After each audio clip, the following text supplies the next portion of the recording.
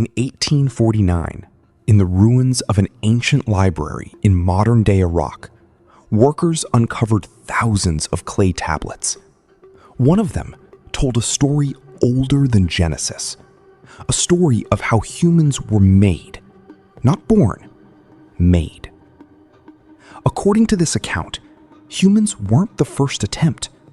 They were one of several, and the beings who made them had a reason that had nothing to do with love. Today, we're looking at the Sumerian creation tablets. The tablets come from Sumer, in what's now southern Iraq, home to one of the first known civilizations, dating back over 5,000 years. Their writing system, cuneiform, is the oldest form of writing we've discovered. Buried among records of trade and law, translators found something else. Origin stories describing beings called the Anunnaki, powerful, long-lived, and according to the tablets, responsible for creating mankind.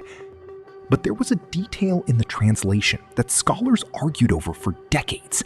One word that changed the entire meaning of the story. Let's start with what's widely accepted. The tablets describe the Anunnaki as needing labor, hard physical labor, mining and farming work. The texts describe as exhausting, even for them. According to this theory, they created a worker species to do that labor for them, a being that could think but would obey. That's the accepted translation. But that wasn't the strangest part. Here's what nobody talks about. The tablets don't describe one creation. They describe several, and most of them failed. The texts describe early attempts at making this worker being, versions that couldn't reproduce, versions that were unstable, and versions that were destroyed. Only after several failures does the story describe a version that worked. Us. Mainstream historians say this is simply myth-making, an ancient culture explaining human weakness and mortality through story. That's a reasonable explanation. But some researchers believe it reads less like myth and more like a lab record. If theories like this fascinate you, you're already one of us. Hit subscribe so you don't miss what's coming. Remember that one mistranslated word from the setup?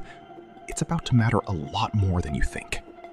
The word in question appears in a phrase usually translated as formed from clay, but some translators argue the original term is closer to mixed or combined, implying two different substances were blended together, not simply shaped.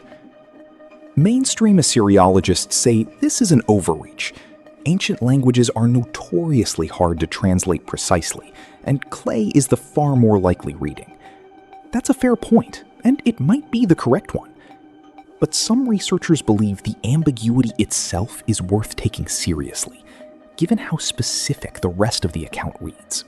Now, ask yourself, why would an ancient culture, thousands of years before genetics existed, describe creation as a mixing of two different things? According to the theory, the tablets describe combining the essence of the Anunnaki with something already present on Earth, an existing being, less advanced. The result, the story claims, was a creature smarter than anything that came before it, but still bound to obey. If that's an accurate reading, and it's heavily disputed, it would mean the oldest creation story we have isn't describing magic at all. It's describing a process.